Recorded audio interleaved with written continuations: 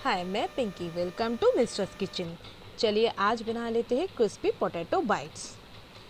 तो ये crispy potato bytes जो है ना, ये इतने क्रिस्पी बने थे, आप खुद ही देख लो। हम फोक से कर रहे हैं, देखें फिर भी कितना क्रिस्प आ रहा है, और इसके अंदर में कितने सॉफ्ट है, देखिए अंदर से ये। तो चलिए शुरू करते हैं। इसके लिए सबसे पहले हम आलू बॉयल कर लेंगे। यहाँ पे 5 आलू लिए थे मैंने, तो आप देखिए 5 से 6 ऐसे ही था। तो इसमें मीडियम साइज़ के भी थे और कुछ बड़े भी थे, कुछ छोटे भी थे। आप जितना चाहे उतना ले सकते हैं। तो चलिए इसके सबसे पहले इसे मैश कर लेते हैं। अच्छा से इसे मैश कर लेते हैं। चलिए बहुत अच्छे से मैश करना है। चाहे तो आप ग्रेटर से ग्रेट भी कर सकते हैं, जैसी आपकी मर्ज़ी। तो हमने तो मैश करना ही बेटर समझे, तो हमने मैश कर लिया। तो इसके बाद हम धीरे धीरे ना इस पर सारे मसाले डाल देंगे। और इतने कम मसाले रखते हैं ना इस पर कि क्या बताएं। आपको तो पता है मेरे सारे खाने में बहुत कम इंग्रेडिएंट्स लगता है। ये बात करते करते मैंने आप यहाँ पे डाल दिया ब्लैक पेपर, करीबन 1 टीस्पून। अब इस पर डाल देंगे चिली फ्लेक्स। तो मेरे पास चिली फ्लेक्स था नहीं, तो ये जो सूखी लाल मिर्च होती है ना, उसी को मैंने काट लिया है। तो आप भी चाहो तो कर सकते हो, एक ही स्वाद आता है। और ये जो हम डाल रहे हैं 1 टीस्पून, ये है ऑरिगेनो। जो 50 रुपीज़ वाला पैकेट आता है, मेरे पास वही था, तो वही हमने डाल दिया 1 टीस्पून। और ये जो लाल मिर्च है और ब्लैक पेपर है ना, ये अपने हिसाब से डालिएगा, क्योंकि अगर बच्चे लोग को बना रहे हैं तो ज़्यादा तीखा नहीं डालना चाहिए। चलिए अब हमने नमक भी डाल दिया इस पर। अब डाल देंगे इसमें धनिया पत्ता। ये चॉप्ड धनिया पत्ता हमने डाल दिया है। अब इस पर ना 1 चुटकी भर काला नमक डालेंगे। उसके बाद हम इस पे डालेंगे 2 बड़े चम्मच चावल के आटे। ये चावल के आटे अंदर देने से ना ये बहुत ज़्यादा क्रिस्प होता है। तो चलिए 2 बड़े चम्मच चावल के आटे दे देते हैं, और इसमें 1 चुटकी भर काला नमक दे देते हैं। बस अब सारे को ना अच्छा से मैश कर लेना है। चलिए अब इसे अच्छा से मैश कर लेते हैं। वैसे हमने हाथ धो ही लिया है, तो अब धीरे धीरे इसे मैश कर लेते हैं। चलो, ताकि सारे मसाले इसके अंदर अच्छे से फील हो जाए। ये जब तक हम मैश कर रहे हैं, तब तक आप लोगों ने कभी बताया नहीं, आप लोग कोई कमेंट ही नहीं करते, कोई सब्सक्राइब भी नहीं करता। कोई ना, जब आपको मर्ज़ी होगा आप कर देंगे। लेकिन आप मेरी रेसिपी अपने घर पे ज़रूर ट्राई कीजिएगा। चलिए ये ना बेसन को मैंने 1 चिमटा नमक दिया था, और इसे बेसन को नॉर्मल पानी से ये लिक्विड जैसे घोल लिया है। देख लीजिए कितने ये पतले हैं। देखिए अब एक कटोरी में थोड़ा सा नमक डाल देते हैं।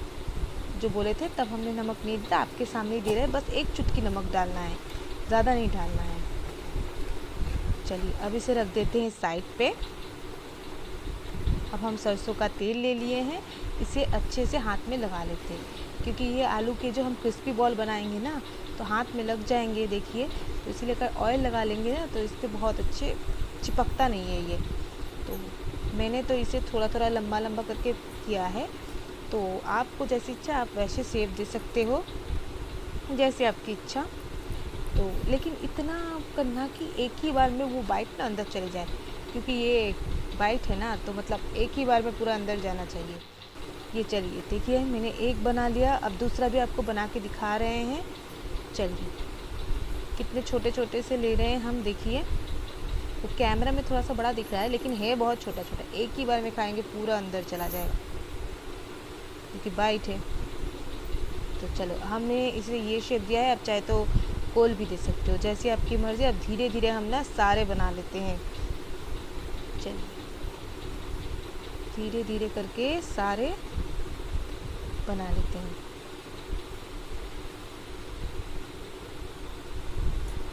देखो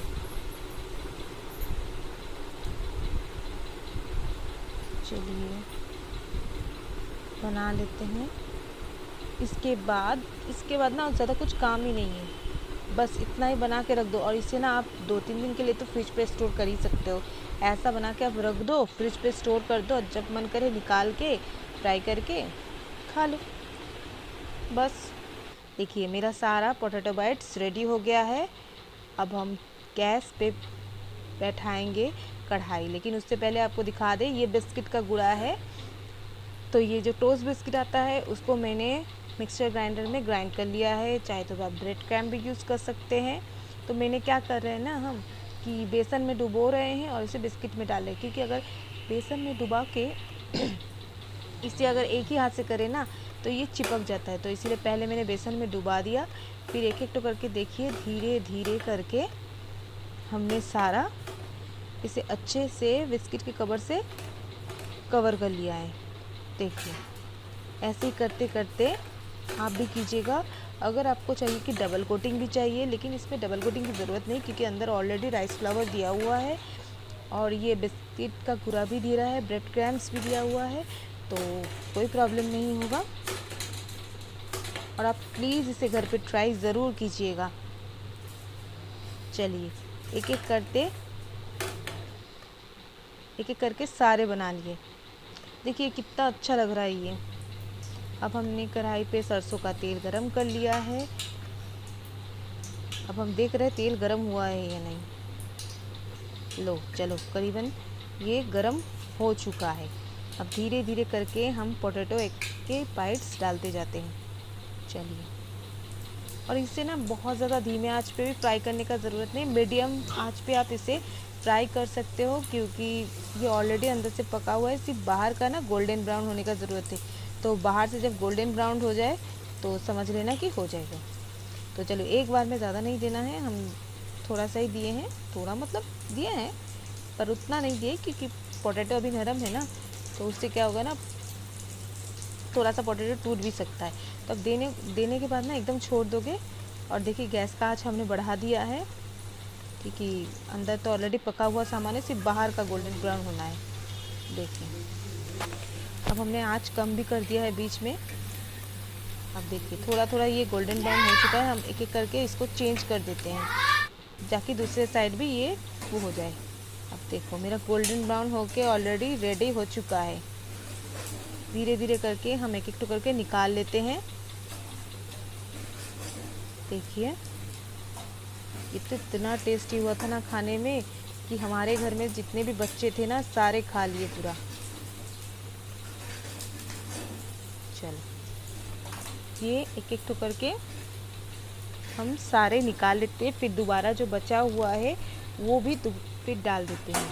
अब चलिए उसी तेल में बाकी का हम एक एक टुकड़ के डाल देते हैं। तो चलिए रेडी हो गया हमारे potato crispy bite. Thank you. Like share and subscribe.